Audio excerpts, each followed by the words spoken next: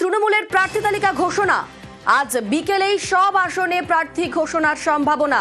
২৬-এর চ্যালেঞ্জে এবার এই লিস্টে প্রার্থী তালিকায় কি থাকতে পারে তা নিয়ে জল্পনা চলছে। কোন কোন বিষয় গুরুত্ব দিয়ে প্রার্থী বাছাই হবে তা নিয়ে জল্পনা চলছে। আর আজকেই তৃণমূলের প্রার্থী তালিকা ঘোষণা। আজ বিকেলেই সব আসনে প্রার্থী ঘোষণার সম্ভাবনা। ২৬-এর চ্যালেঞ্জে নতুন মুখে বাড়তি গুরুত্বের সম্ভাবনা। তালিকায় একাধিক নতুন মুখ থাকতে পারে বলেই জল্পনা। ইতিমধ্যেই বাম এবং বিজেপি তাদের প্রার্থী তালিকা ঘোষণা করেছে এবং আজ তৃণমূলের প্রার্থী তালিকা ঘোষণা। আজ বিকেলে সব আসনে প্রার্থী ঘোষণার সম্ভাবনা। ২৬-এর চ্যালেঞ্জে নতুন মুখে বাড়তি গুরুত্বের সম্ভাবনা। তালিকায় একাধিক নতুন মুখ থাকতে পারে বলে জল্পনা।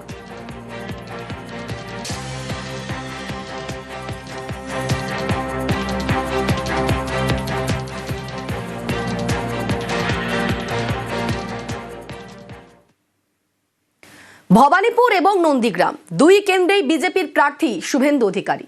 দিলীপ ঘোষ ফিরে পেলেন তার পুরনো আসন খড়গপুর সদর। ১১টি জেতা আসনে মুখ বদল।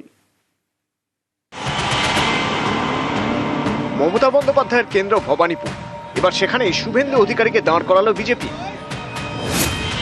ভবানীপুর এবং নন্দীগ্রাম দুই কেন্দ্রেই বিজেপির প্রার্থী শুভেন্দু অধিকারী। ममता बनर्जी इस बार भी हारेगी। पिछले बार नंदीग्राम मेरा पास हारी थी, इस बार भी हारना तय है। भवानीपुर भी हारना है। একজন প্রার্থী দুই কেন্দ্রে ভোটে লড়ছেন, এমন ঘটনা এ রাজ্যে একবারই ঘটেছে। ১৯৫২ সালে বিধানচন্দ্র রায়কে বউবাজার এবং মহিষা দল থেকে প্রার্থী হওয়ার প্রস্তাব দেওয়া হয়, তিনি রাজি হননি। ১৯৬২ সালে তিনি বউবাজার এবং বাঁকুড়ার শালতোড়া থেকে প্রার্থী হন। এবার শুভেন্দুও দুই কেন্দ্রে প্রার্থী, কলকাতার ভবানীপুর এবং পূর্ব মেদিনীপুরের নন্দীগ্রাম। শুভেন্দু অধিকারী ভবানীপুর কেন্দ্রে মুখ্যমন্ত্রীর বিরুদ্ধে লড়ার জন্য তিনি দলের কাছে আবেদন করেছিলেন। শুভেন্দু অধিকারী নন্দীগ্রাম থেকেও হারবেন এবং ভবানীপুর হারবেন তো বটেই, নন্দীগ্রাম গোহারা হারবেন। তাই সস্তা প্রচারে ভোটের কদিন ভেসে থাকার জন্য ভবানীপুরে দাঁড়াচ্ছে।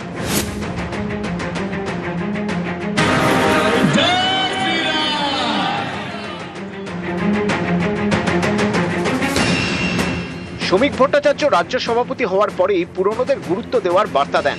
আবার ময়দানে নিয়ে আসেন দিলীপ ঘোষকে, যাঁর হাত ধরে ১৯-এ বিজেপি ২ থেকে ১৮ হয়েছিল, আর ২১-এ ৩ থেকে ৭৭। ২৪-এর লোকসভা ভোটে মেদিনীপুর থেকে লড়তে চেয়েছিলেন দিলীপ, কিন্তু দল তাকে দাঁড় করায় বর্ধমান দুর্গাপুরে। কিন্তু এবার দিলীপ ফিরলেন নিজের আসনে। ২০১৬ সালে যে খড়গপুর সদরে জিতে প্রথমবার বিধায়ক হয়েছিলেন, সেই আসন থেকে এবার ফের লড়বেন দিলীপ ঘোষ। ২১-এ এই খড়গপুর সদরে জিতেছিলেন বিজেপির হিরণ চট্টোপাধ্যায়, এবার সেখানে দিলীপ ঘোষ। দিলীপ ফর্মে ফিরেছেন, তাকেও ফেরানো হলো তার পুরনো আসনে।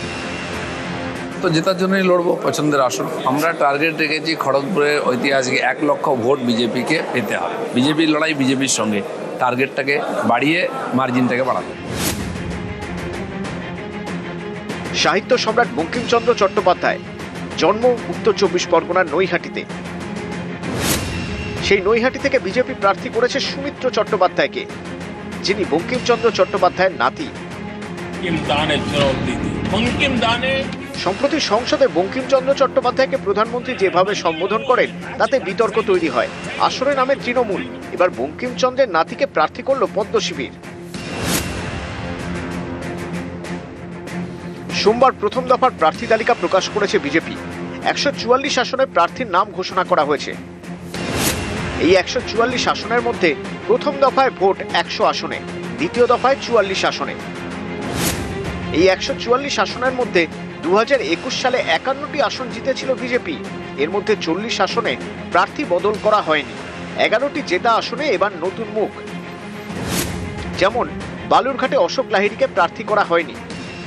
খড়গপুর সদরে করা হয়নি হিরণ চট্টোপাধ্যায়কে। ঠিকই আছে, পার্টি গতবারে যতটা এগিয়েছিল তার থেকে সামনে যেতে চায়, সেজন্য পুরনো যারা জিতে এসেছেন জনসমর্থনে তাদেরকে রেখেইছে। দু একজন এমএলএ চেঞ্জ হয়েছে আমি দেখলাম। কিছু পরিবর্তন হয় সময়ের সঙ্গে সঙ্গে, নিশ্চয়ই ভালোর জন্যই করা হচ্ছে। দিনহাটা থেকে টিকিট পাননি নিশীথ প্রামাণিক, শীতলকুচি থেকে পাননি সুকুমার রায়, আলিপুরদুয়ার থেকে সুমন কাঞ্জিলাল এবং হলদিয়া থেকে তাপসী মণ্ডল। এই দুজনই ২০২১ সালে বিজেপির টিকিটে জেতেন, তারপর তৃণমূলে যোগ দেন।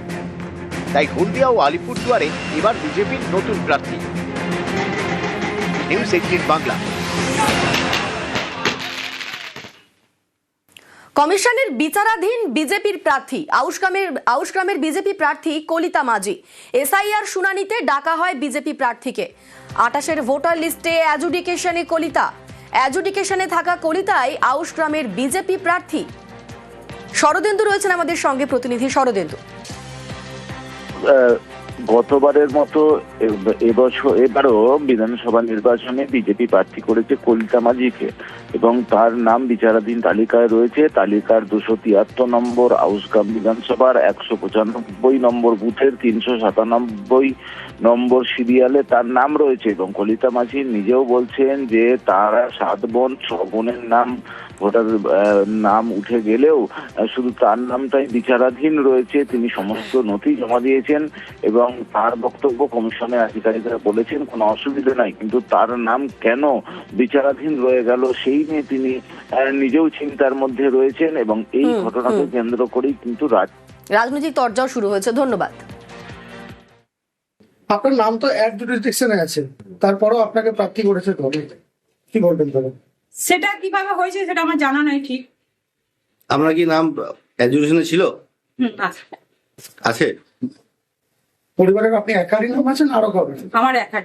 আমরা নিজেরা 7 বোন, 7 বোনের মধ্যে 6 জনের একই বাবা, সবই হয়েছে, কিন্তু আমারটা কেন এইভাবে হয়েছে সেটা আমি জানি না। ওর আইনের ব্যবস্থা সেটা কমিশনার জানে। হিয়ারিং এ গেছিলেন, কি বলেছে ওখানে? বলেছে কোনো অসুবিধা নেই। কলিতা মাঝি শোনা যাচ্ছে তার নাম হচ্ছে বিচারাধীন আছে, তারপরও বিজেপি প্রার্থী করেছে। তার মানে বোঝা যাচ্ছে যে নির্বাচন কমিশনের সঙ্গে বিজেপির হচ্ছে একটা আন্ডারস্ট্যান্ডিং আছে, অর্থাৎ নির্বাচন কমিশন বিজেপির অঙ্গুলি হেলনে চলে। নির্বাচন কমিশন বিজেপির হচ্ছে তল্পিবাহক হিসাবে কাজ করছে। আমরা যে বরাবর এই অভিযোগ করে আসছি, আজকে এটা প্রমাণ হয়ে গেল কলিতা মাঝিকে প্রার্থী ঘোষণা করার মধ্য দিয়ে। তার নাম যে পর্যায়েই থাকুক, সেটা কলিতা মাঝি নয়, পাশের পাড়ার রাম শ্যাম যদু মধু যে কেউ হতে পারে।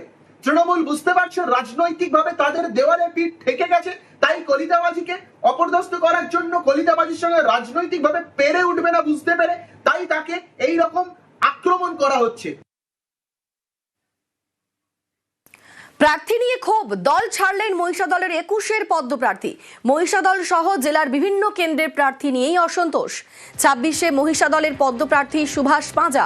প্রার্থী নিয়ে দলীয় সিদ্ধান্তের প্রতিবাদ করে দল ছাড়লেন বিজেপি নেতা বিশ্বনাথ বন্দ্যোপাধ্যায়। যিনি দাঁড়িয়েছেন আমি তাকে শুভেচ্ছা জানাবো, আর সাথে সাথে এটাও বলবো যে আমি ভারতীয় জনতা পার্টির এক সময় কর্মী ছিলাম। এই পার্টিটা কর্পোরেট সংস্থার সঙ্গে যুক্ত, কর্পোরেটরদেরকে নিয়েই চলছে এটা। স্যার, আমি কোনো কোম্পানির কর্মচারী হতে চাই না।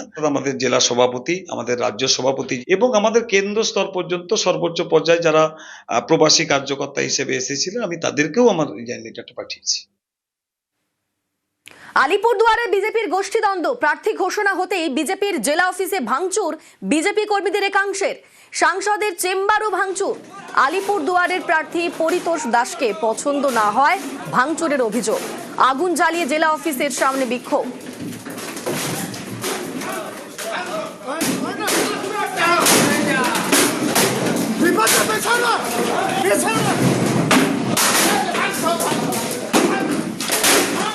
বিক্ষোভ আমাদের যে প্রার্থী হয়েছে সে একজন অসাংগঠনিক ব্যক্তি, যার কোনো সাংগঠনিক কোনো দক্ষতা নেই। আমরা যারা কর্মী, যারা তৃণমূলের বিরুদ্ধে সারা বছর রাজনীতিটা করতে হয়, সেই সব জায়গায় আমরা কোনো সময় আমরা বিপদে পড়লেও তাকে আমরা আজ পর্যন্ত পাশে পাইনি। জেলা থেকে কি করে আজকে একজন অসাংগঠনিক ব্যক্তিকে প্রার্থী হিসেবে পাঠায়, সেটারই আমরা জানার জন্য বলছি। বামেদের বাজি তরুণ মুখ। ভোট ঘোষণার পরের দিনই প্রথম দফার প্রার্থী তালিকা প্রকাশ। ভোটের লড়াইয়ে কম বয়সীদের ওপরই ভরসা করা হয়েছে। তবে যাদবপুরে প্রার্থী বিকাশ রঞ্জন ভট্টাচার্য।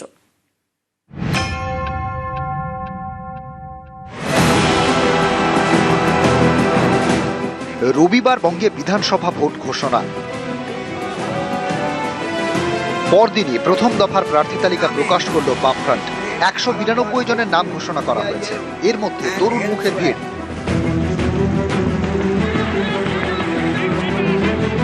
মীনাক্ষী গতবার লড়েছিলেন নন্দীগ্রাম থেকে, এবার উত্তরপাড়ার প্রার্থী মীনাক্ষী।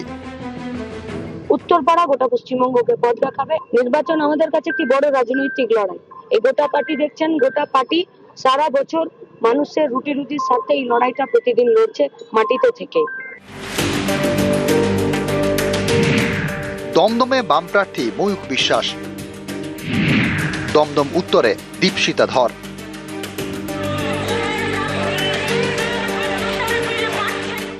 ধর্মীয় মেরুকরণের বিরুদ্ধে লড়াই, বিরাজনীতির বিরুদ্ধে আমাদের লড়াই। তাই সেটা বালি হোক বা অন্য যে কোনো জায়গা হোক, কঠিন লড়াই, কিন্তু সেই কঠিন লড়াইও আমরা আমাদের রাজনীতির কথা বলবো, আমাদের আদর্শের কথা বলবো। রাজারহাট নিউ টাউনে বাম প্রার্থী সপ্তর্ষি দেব, মহেশতলায় সায়ন বন্দ্যোপাধ্যায়,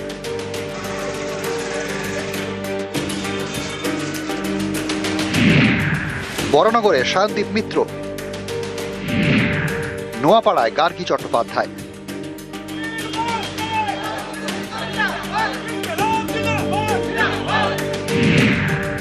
পানিহাটিতে কলতান দাশগুপ্ত,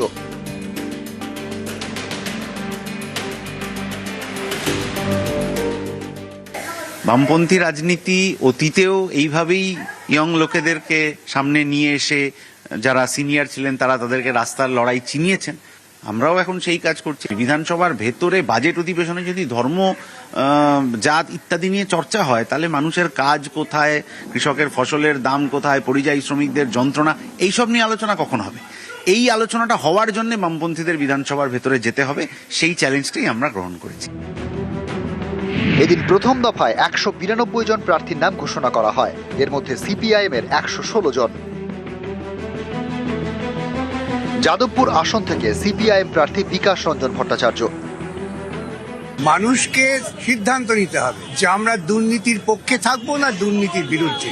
বাংলার যা ঐতিহ্য, তাতে আমি বিশ্বাস করি মানুষ দুর্নীতির বিরুদ্ধে থাকবে। গোটা রাজ্যের জন্য যা ইস্যু, গোটা দেশের জন্য যা ইস্যু, সেই ইস্যুটাও এই কেন্দ্রের ক্ষেত্রে প্রয়োজন। 1998 থেকে 2003 সাল পর্যন্ত ত্রিপুরার অ্যাডভোকেট জেনারেল ছিলেন বিকাশ রঞ্জন ভট্টাচার্য। 2005 থেকে 2010 পর্যন্ত কলকাতার মেয়র। 2020 সালে সিপিআইএম এর রাজ্যসভার সাংসদ হন। আইনজীবী হিসেবে নানা গুরুত্বপূর্ণ মামলা লড়েন। বিকাশ রঞ্জন ভট্টাচার্য ফের ভোটের ময়দানে, এবার যাদবপুরে সিপিআইএম প্রার্থী। নিউজ 18 বাংলা।